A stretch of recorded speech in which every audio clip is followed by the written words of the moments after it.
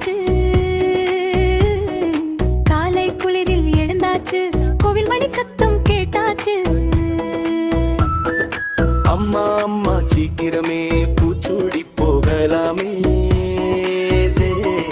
திருப்பாவை பாடலோடு தீபத்தை பார்க்கலாமே.